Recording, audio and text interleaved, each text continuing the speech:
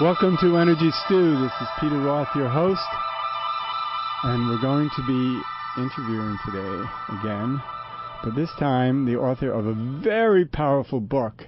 I've loved reading it, feel extremely empowered by it, and I hope you will too when you get to read it, and even hearing this interview hopefully will be empowering too. So I'm speaking with the author of The Secret of Quantum Living, Frank J. Kinslow. Hello, Frank. Well, how are you this fine day? Oh, it's a fine day, thank you. But, you know, in your system of quantum living, every day is fine, isn't it? Well, every day is perfect. But that doesn't mean that it's all hearts and flowers. Right, we're speaking universally. Yes. So there's a difference between our normal everyday life of our issues and this place that you can help us find that makes it perfect. Yes, and it really is, Peter, just a shift in perspective. And once you have that minor shift, it's as if, you know, the clouds part and the sun shines through. Now, it doesn't mean the clouds don't come back from time to time, but you always know the sunshine is there, so we don't get overwhelmed by financial problems and relationship problems and so on. Right, and I guess that's true. You know, if we can hold it in that same context, even the cloudiest days pass, the sun is always back there somewhere. Yes. And so there's that part of us where the sun is always shining. Well, and it's more than just knowing that, but even, you know, on a cloudy day, everything, it really is beautiful. I mean, we like to have the sun, especially those of us who live in the northern climes.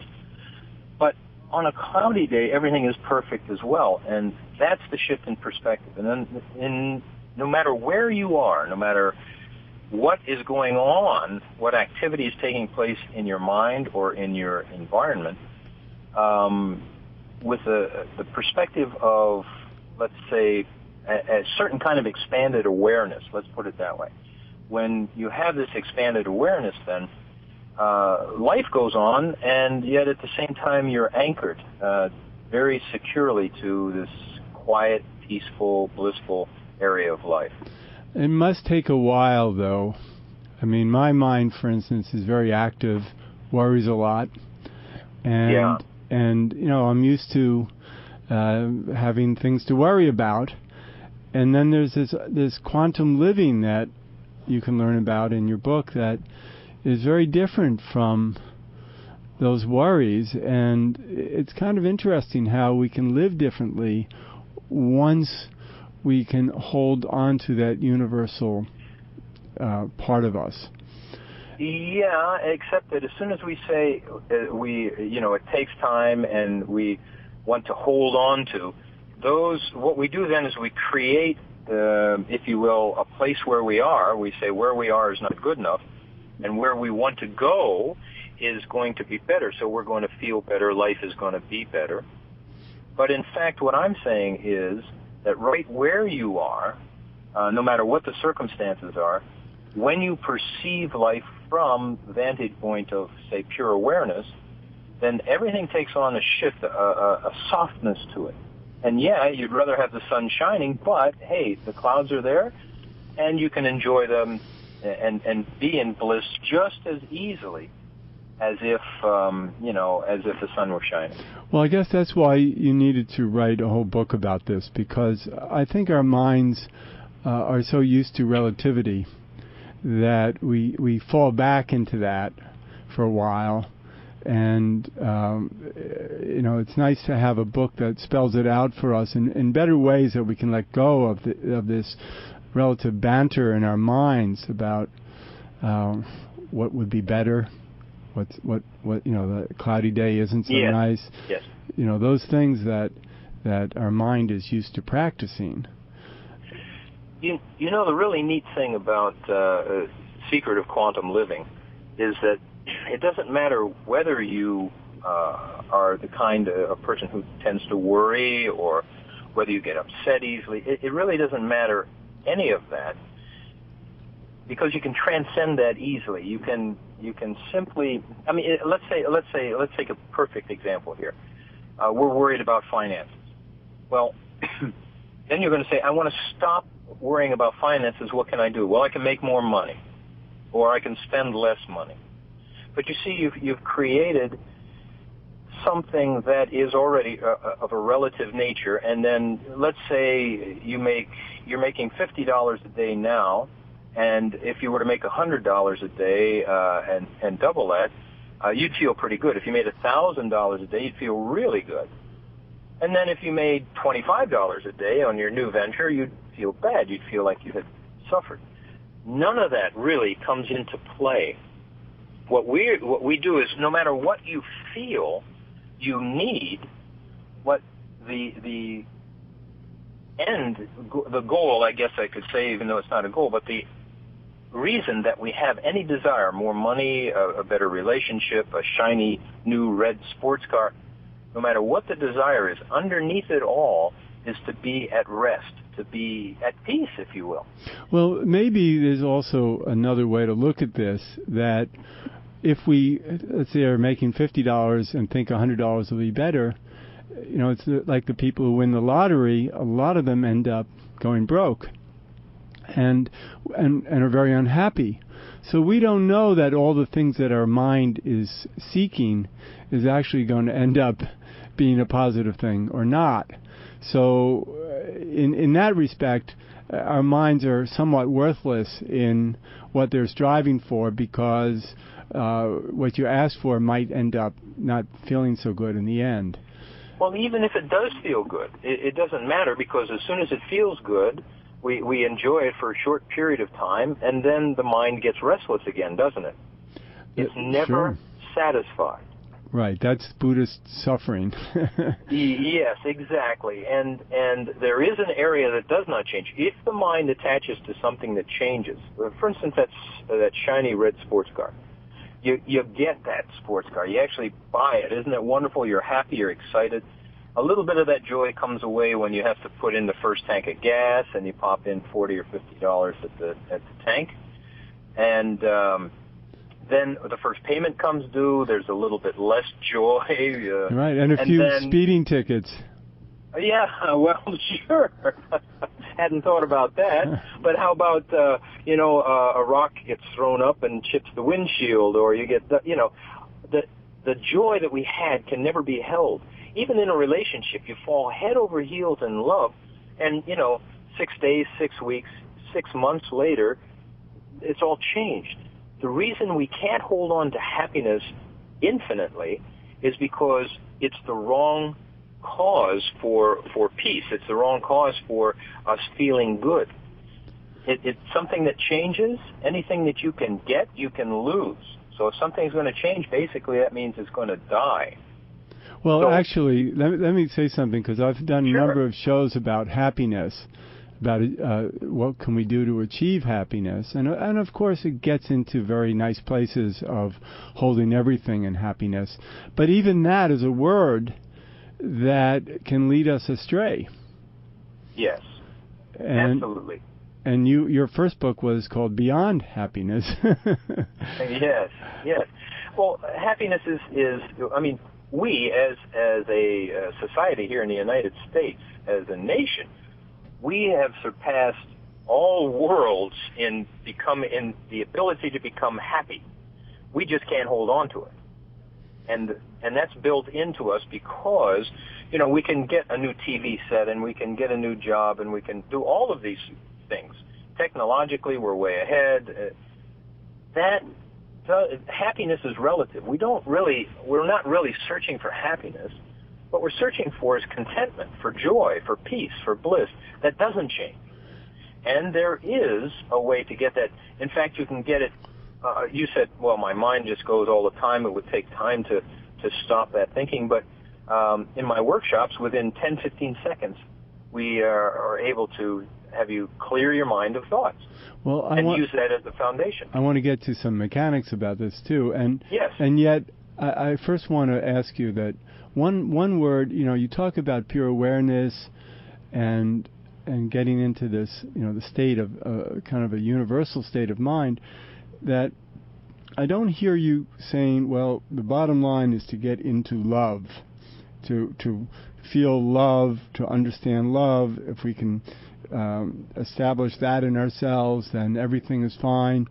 I don't hear you using that word, and I'm interested in why that word is not so dominant in your book. It actually is, but I use a different term for it. I call it you feeling, and the reason we're not so concerned with since we're talking about love. Are we talking about traditional love? Are we talking about universal love? If we're talking about the kind of love that you get with a partner, well, that's one thing. That's more of a happiness. It's relative. But if you're talking about universal love, then you must be fully aware. You must be universally aware before you can have universal love. That's what pure awareness is. It's that universal awareness. But I think the word love has been so used in so many contexts that it's a confusing word. And I like the fact that you're using a new term that isolates it in its own context, rather than a word that you hook into it and all of a sudden it reminds you of the struggle with your parents or a broken relationship or something like that. You will find that I define my terms very clearly. In fact, in the back of Secret of Quantum Living is a glossary that defines very clearly how I am using terms, because when we say a term like spiritual or God or love, there are so many connotations, so many different ways to interpret that it becomes confusing. So I took a lot of that out, made it very, very simple. You have an experience of pure awareness. Now, we're talking about pure awareness. You can't really talk about something that has no boundaries. You can't think it. So I base my teaching on experience. Immediately, we give the experience of pure awareness. When one has pure awareness, out of that, because of this expanded nature, out of that comes love, the universal love, and all of the things that come from that, all of the feelings that will come from that, like joy and peace and bliss and ecstasy, and all of those that follow the perceptual shift from pieces in our life, going from one thing to another, to universality, where we don't have to move at all. Well, that sounds great, and what I like is that this special awareness that you help people find is not that hard to find. No, it's the essence of simplicity. In fact, we could show your radio audience a real quick experience of it, and it wouldn't take more than 5 seconds to do it. What they can do is they can hold their hand out down and look at the back of their hands. Just have the audience look at the back of their hand, and once they've looked at the hand, then look up and look at something in the distance, far away.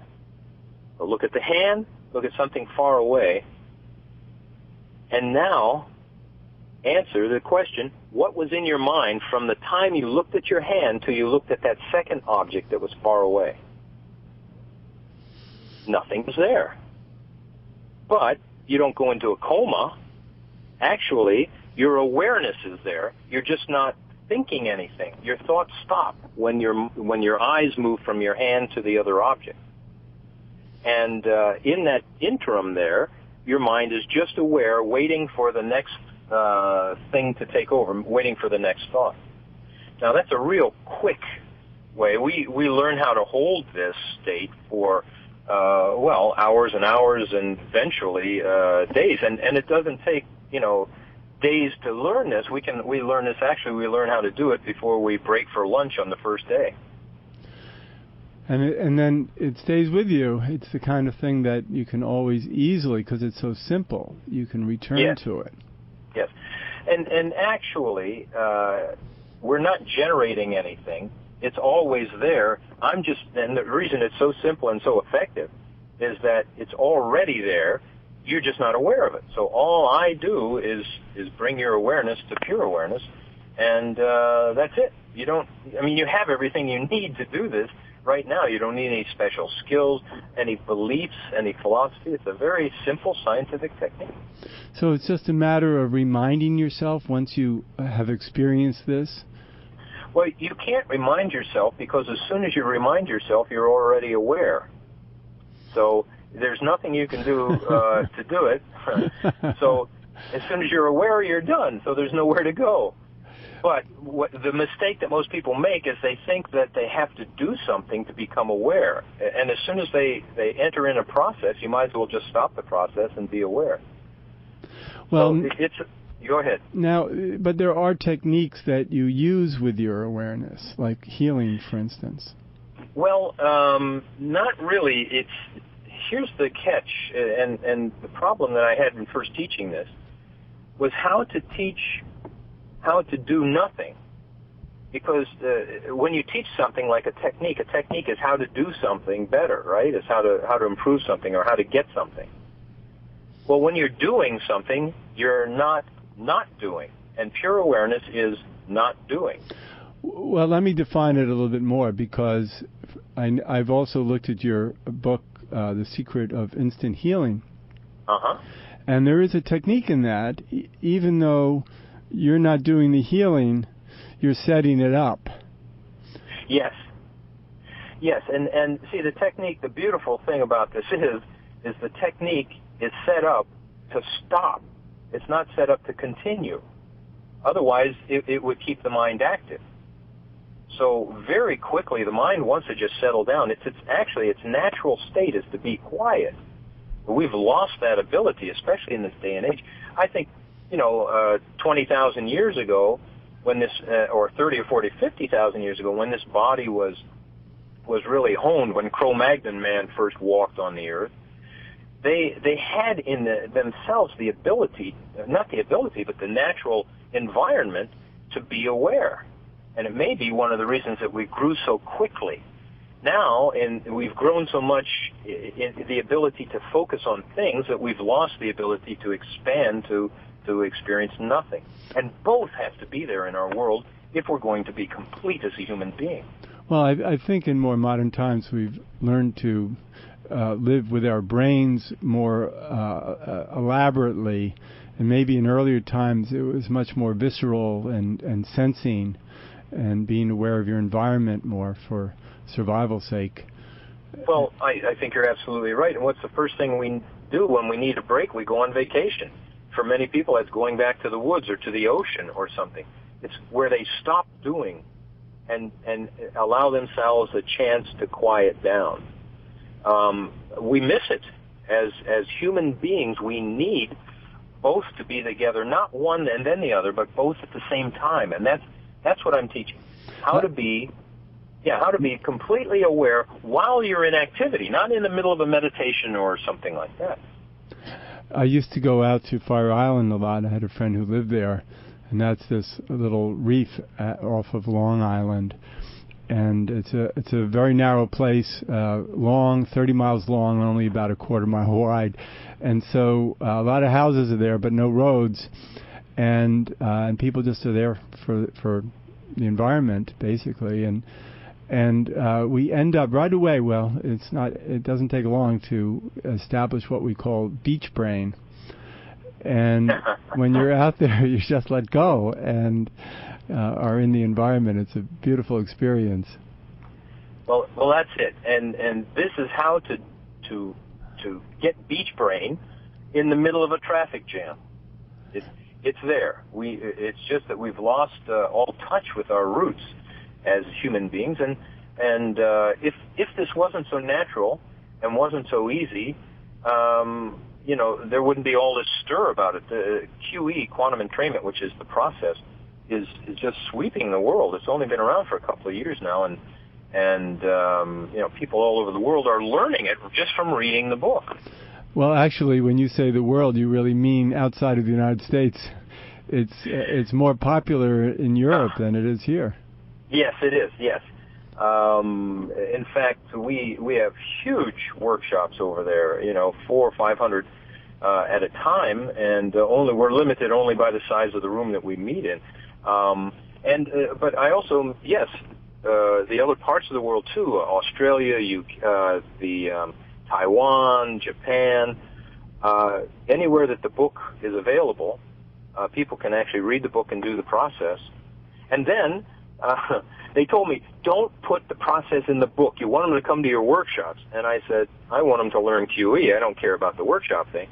So when they pick up the book, they learn the process. They can't wait to come to the workshop anyhow and play around with it. That's great. Yeah. Well, this process is really mighty, I must say. I've practiced it since I've learned about it, and feel very comfortable in that place in me that just is there. And the book talks about how it works in our lives in terms of finance and relationships and health. And it's so interesting to see your take on it, to understand that everything is perfect. And if we get into that place of perfect, it even gets more perfect. And I'm saying that with relativity because, yes. It's, I think that it puts us into a higher vibe, a higher frequency. And I think when we're in a higher frequency, things seem to work out better. Well, you're right. It's just becoming more aware. It's not that awareness itself is getting stronger, that perfection is any different. It's just that we're become more aware of it. And, when you're angry, things look much different than when you're calm. And that's basically it. We're going through life in such a chaotic, hectic way that something to be quiet is actually, many of us try to stay away from it because it just feels uncomfortable. We don't know how to be quiet. And even this little simple quantum entrainment can have you heal physical ailments like headaches and upset stomach and arthritis and things in a matter of minutes. Once you learn, once you settle down, you can do it for your friends. They don't have to believe in it. You do it for your pets. It's quite amazing. But you're talking about an inner quiet versus an outer quiet. Well, actually, there's no difference. If pure awareness is everywhere all the time, then you can't call it an inner quiet. But we because the mind seems to us, it points us inward. We think, oh, okay, I'm inwardly quiet.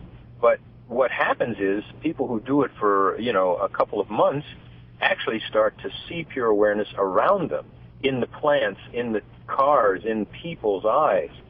And so it's not limited to the inside. It's a natural growth for it to spill out into the environment. But let's talk about being on the subway. I'm in New York.